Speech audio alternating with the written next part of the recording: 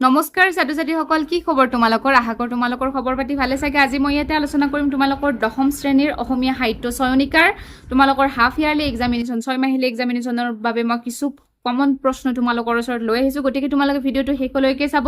আৰু ইয়াতে মই এটা কথা কওঁ যে এতিয়া যিহেতু তোমালোকে মেট্ৰিক দিবা, চ' মেট্ৰিকৰ কাৰণে যদি এতিয়ালৈকে তোমালোকে অসমীয়াৰ কিছু প্ৰশ্ন যদি তোমালোকৰ অধ্যায়ৰ যদি এতিয়ালৈকে মুখস্থ হোৱা নাই বা নোটছ বনোৱা নাই, কি কৰিম ভাবি পোৱা নাই, তেনেহ'লে মোৰ চেনেলত ওৱান শ্বট ভিডিঅ' আহি আছে 6 মাহিলী পৰীক্ষাৰ পিছে তেনেহ'লে মোৰ চেনেলটো তোমালোকে ছাবস্ক্ৰাইব কৰি থোৱা জল্দি আৰু তোমালোকে মোৰ এই ভিডিঅ'বোৰ তোমালোকৰ ফ্ৰেণ্ডছৰ লগত তোমালোকৰ গ্ৰুপ যি আছে তাত শ্বেয়াৰ কৰি দিয়া, ঠিক আছে বাৰু।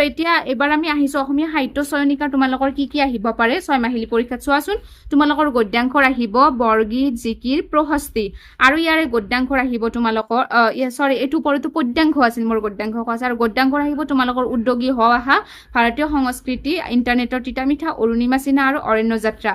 তাৰপিছত আকৌ পদ্যাংশৰ কি আহিব তোমালোকৰ ধৰ যাদু ধৰ ফাই, আৰু ইয়াৰে তোমালোকৰ গদ্যাংশৰ আহিব প্ৰাচীন ভাৰতীয় শিক্ষা। আৰু ইয়াৰ উপৰিও তোমালোকৰ কি থাকিব জানে, যিখন অপৰঞ্চি আছে ভাৰতৰ বৈচিত্ৰ্যময় অসম, তাৰ তোমালোকৰ মানে ভাৰতৰ বৈচিত্ৰ্যময় মানে দ্ৰুতপাঠখন যি আছে তাৰ তোমালোকৰ দ্ৰুতপাঠৰ বহুত থাকিব, মানে দেউৰী মিচিংসকল, ৰাভাসকল, দেউৰীসকল, আদিবাসী এইবিলাক থাকিব। তাৰপিছত তোমালোকৰ ৰচনা আহিব, ৰচনা থাকিব সমাস প্ৰত্যয়, ব্যাকৰণ থাকিব সমাস প্ৰত্যয়, সমাৰ্থক শব্দ, তাৰপিছত কি বুলি কয় উপসৰ্গ, অনুসৰ্গ, আধুনিক ৰূপ, পুৰণি শব্দৰ আধুনিক ৰূপ, এইবিলাক আহিব। গম পাইছানে? অকল এইকেইটা চেপ্টাৰৰ ওপৰত দ্ৰুতপাঠ থাকিব আৰু ব্যাকৰণ থাকিব, ৰচনা থাকিব, এইবিলাক থাকিব বাৰু। যি নহওক, গতিকে এতিয়া তোমালোকৰ মানে কি বুলি কয় ইয়াৰে পৰা কি কুৱেশ্যন কমন আহিব পাৰে সেইটো। ফাৰ্ষ্ট আহিল আমাৰ বৰগীত, ঠিক আছে। বৰগীত 1 নম্বৰ কথা, আগৰে পৰা তোমালোকক মই আগৰ এটা ভিডিঅ'ত কৈছিলোঁৱেই চাগে, তোমালোকে যদি চোৱা নাই মোৰ চেনেল তেনেকুৱা ভিডিঅ' আপডেটছ অল আছে, তোমালোকে সেইবিলাক চাই ল'বা।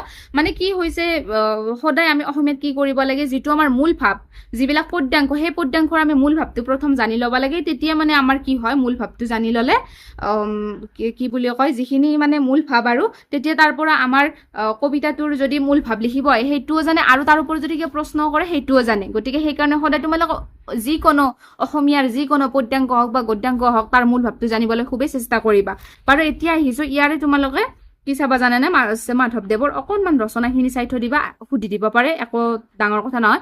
আখ্যানমূলক ৰচনা, তত্ত্বমূলক ৰচনা, নাট, ঝুমুৰা, কাৰণ বৰদোবাৰা পেপাৰ কাটিব, যিকোনো সুধি দিব পাৰে। আৰু যে মাধৱদেৱৰ জীৱনৰ কীৰ্তিস্তম্ভখনৰ নাম কি, নামঘোষা, এইখিনি, ঠিক আছে। আৰু ইয়াৰে আছে তোমালোকৰ শব্দাৰ্থ আৰু টকা, অকণমান চাই থৈ দিবা, আহি যাব পাৰে। তাৰপিছত বৰগীতৰ লক্ষণসমূহ চাবা, এইবাৰ বৰগীতৰ লক্ষণসমূহ আহিব। এবাৰ আহিছোঁ আমি ভাৱ বিষয়ক যে তলৰ প্ৰশ্নসমূহৰ উত্তৰ দিলা, নেৰিবা বান্ধৱ মোক জীৱনে মৰণ, ঠিক আছে। গতিকে ইয়াৰে কবিয়ে কাক জীৱনে মৰণে নেৰিবলৈ বুলি কৈছে, এইটোৱে লিখিবা তোমালোকে, চাবা, তাৰপিছত তোমাৰ এইটো চাবা, বৰগীতটি কি ৰাগত বন্ধা আছে, কবিয়ে বান্ধৱ বুলি কাক সম্বোধন কৰিছে, মৌ পাশ মানে কি, এইটো চাবা।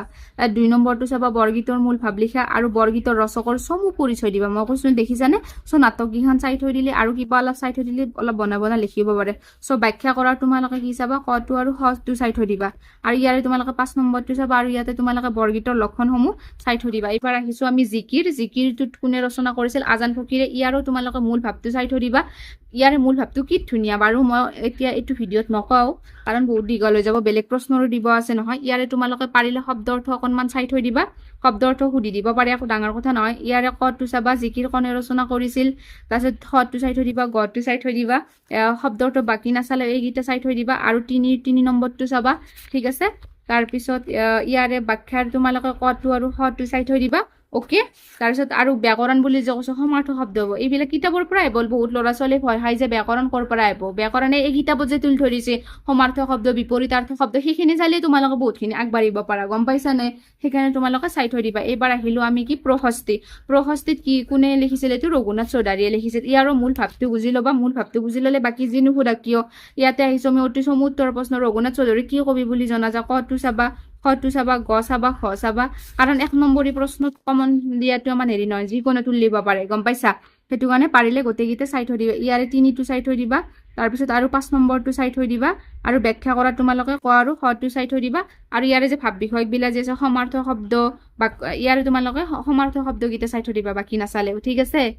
এবাৰ আহিছোঁ আমি উদ্যোগী হোৱাৰ তোমালোকৰ কি আহিব পাৰে জানানে, শব্দাৰ্থবিলাক পাৰিলে চাই থবা। আৰু বাকী ইয়াতে এইটো চাবা, 10ম শ্ৰেণীৰ শিক্ষাৰ্থীগৰাকী কটো চাবা, গটো চাবা, খটো চাবা, তাৰপিছত উঙাটো চাবা, তাৰপিছত উঙাটো চাবা আৰু উজ্জ্বটো চাই থৈ দিবা। তাৰপিছত নেক্সট তোমালোকৰ দ্বিতীয়ৰ তোমালোকে কটো চাবা, খটো চাবা আৰু ক চাবা, খ চাবা আৰু গ চাবা। ইয়াৰে তোমালোকে 4 নম্বৰটো চাবা, 5 নম্বৰটো চাবা, তাৰপিছত 6টো চাই থৈ দিবা আৰু ইয়াৰে তোমালোকৰ সমুদ্ৰকালিকা, থমাছ আলভা এডিসন, ৰাদাৰফৰ্ড এই দুটা চাই থৈ দিবা। আলেকজেণ্ডাৰ গ্ৰাহাম বেল এইখিনি অলপ চাই থৈ দিবা। ইয়াৰে সমাৰ্থক শব্দকেইটা পাৰিলে চাবা, বিপৰীতাৰ্থ শব্দও চাবা, কাৰণ ব্যাকৰণ বুলিতো আহিবই পৰীক্ষাত, সৰুৰ পৰাই দিব, এৰ পৰাই তুলি দিব, গম পাইছা? কিতাপৰ পৰাই দিয়ে, তাৰপিছত তুমি কথা বতৰা পাতোতে সাৱধান হবা। এইবিলাক বাৰু চাই থাকি ভাৱ সম্প্ৰসাৰণ কৰা, যি মূলা পাৰে তাৰ দুপাততে চিন, শুই থকা শিয়ালে হাঁহ ধৰিব নোৱাৰে এই দুটা চাবা। লিংগ পৰিৱৰ্তন কৰা চাই থৈ দিবা, ঠিক আছে? এইবাৰ আহিল তোমাৰ কি ভাৰতীয় সংস্কৃতি।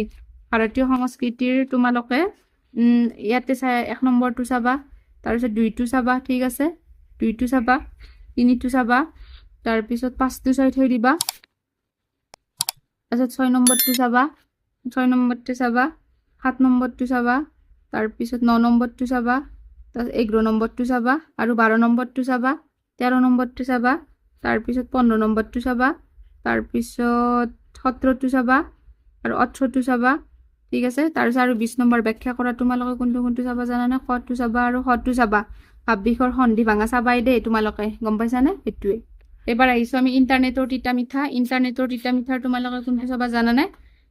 ইয়াৰে তোমালোকে খটো চাবা, তাৰপিছত আৰু এইটো চাবা, গটো চাবা, উঙাটো চাবা, তাৰপিছত 2 নম্বৰটো চাবা, ঠিক আছে? তাৰপিছত 4টো চাবা, তাৰপিছত 6 নম্বৰটো চাবা, 7 নম্বৰটো চাবা, তাৰপিছত ভাব বিষয়কৰ 1টো চাবা, 2 নম্বৰটো চাবা, এৰ পৰাই আহি যাব। ইয়াৰে অৰুণিমা চিহ্নাৰ মই তোমালোকক কোনকেইটা চাবা দিওঁ? অৰুণিমা চিহ্ন আহিল এবাৰ। অৰুণিমা চিহ্নাৰ তোমালোকে কটো চাবা, খটো চাবা, ঠিক আছে? গটো চাবা, উঙাটো চাবা, 2 নম্বৰ চাবা, 3 চাবা, তাৰপিছত 4 চাবা, তাৰপিছত 5 চাবা, 6, ঠিক আছে? 6টো চাবা, তাৰপিছত 8 নম্বৰটো চাবা, সন্ধি ভাঙা অলপ চাই থৈ দিবা, অ'কে? সেইটোৱে আৰু উপসৰ্গ আহিব, উপসৰ্গ চাই থৈ দিবা। মানে ব্যাকৰণখিনিও একেলগে কমপ্লিট হৈ যায় আছে তোমালোকৰ। নেক্সট আহিছোঁ এইবাৰ আমি অৰণ্য যাত্ৰালে। অৰণ্য যাত্ৰাৰ তোমালোকৰ কি থাকিব পাৰে? অৰণ্য যাত্ৰাৰ তোমালোকে ইয়াৰে এইটো কটো চাবা, কটো চাই থৈ দিবা, তাৰপিছত শব্দ অৰ্থ অকণমান পাৰিলে চাবা, ঠিক আছে?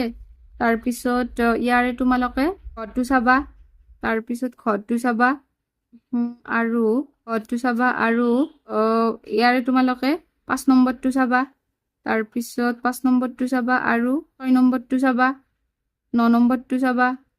সেইটোৱে। ভাব বিষয়কৰ 1 চাবা আৰু 2 চাবা। বাক্য ৰচনা কৰা আহিব আৰু মূৰ্ধন্য হোৱাৰ কাৰণ সেইবিলাকো আহিব, ঠিক আছে? চাই থৈ দিবা। নেক্সট আহিছোঁ এইবাৰ আমি ধৰ আৰু ধৰ ফাইলে। এইটো কোনে লিখিছিল? অম্বিকাগিৰি ৰায়চৌধুৰীয়ে লিখিছিল, ঠিক আছে? এইটো আকৌ মূল ভাববিলাক বুজি ল'বা। ইয়াৰে যে শব্দ অৰ্থবিলাক আছে সেইবিলাক চাই ল'বা। আৰু এতিয়া অতি চমুত্তৰ প্ৰশ্ন যদি কওঁ, ইয়াৰে কটো চাবা, তাৰপিছত ক চাবা, খ চাবা, ঠিক আছে? গটো চাই থৈ দিবা, 2 নম্বৰটো চাই থৈ দিবা, 3 চাই থৈ দিবা, 4 চাই থৈ দিবা আৰু ব্যাখ্যা কৰা তোমালোকে কটো চাবা, ঠিক আছে? কটো চাবা আৰু ইয়াৰে খটো চাই থৈ দিবা। তাৰপিছত আৰু পাৰিলে 6টো চাই থৈ দিবা। গোটেইকেইটাই ইম্পৰ্টেণ্ট, তথাপিও অলপ ভাব বিষয়কৰ তোমালোকে এইবিলাক মূৰ্ধন্য হোৱাৰ অকণমান নিয়ম চাবা বা বিপৰীত শব্দ অলপ চাই থৈ দিবা, ঠিক আছে? নেক্সট এইবাৰ আমি আহিছোঁ, নেক্সট চেপ্টাৰটোৰ নাম কি আছিলে? এইবাৰ এইটো আছে আমাৰ প্ৰাচীন ভাৰতীয় শিক্ষা। প্ৰাচীন ভাৰতীয় শিক্ষাৰ তোমালোকে ইয়াৰে কটো ক চাবা, ঠিক আছে? তাৰপিছত কটো চাবা, গটো চাবা, তাৰপিছত আৰু ঘৰটো চাই থৈ দিবা, তাৰপিছত আৰু প্ৰথম চাবা, ইয়াৰে তোমালোকে 3 নম্বৰটো চাবা, তাৰপিছত 4 চাবা আৰু 5 6 থিবা চমুটকা লিখা তক্ষশিলা বিশ্ববিদ্যালয়, বিক্ৰমশিলা বিশ্ববিদ্যালয়, ইয়াৰে বিশ্ববিদ্যালয়ৰ ওপৰত চমুটকা এটা আহিব, অকণমান ভালদৰে পাৰিলে চাই থৈ দিবা। তাৰপিছত ইয়াৰে 7 নম্বৰটো চাবা আৰু ভাব বিষয়কৰ ৰচনা, বাক্য ৰচনা কৰা আহি যাব পাৰে, যি নহওক আৰু সন্ধি ভাঙা আহিব, 2 নম্বৰটো চাই থৈ দিবা। এতিয়া তোমালোকৰ অসমীয়াৰ ওপৰত যিখিনি কমন কুৱেশ্যন অহাৰ চান্স আছে মই তোমালোকক দি দিলোঁ। গতিকে ভিডিঅ'টো আজিলৈকে ইমানখিনি থাকিল। যদি তোমালোকৰ ভিডিঅ'টো চাই ভাল পালে প্লিজ লাইক কৰিব আৰু চেনেলটো ছাবস্ক্ৰাইব কৰিব। কোনে ক'ৰ পৰা চাই আছে মোক কমেণ্টত কমেণ্ট কৰি জনাব, ঠিক আছে? আজিলৈকে আহিছোঁ, ধন্যবাদ।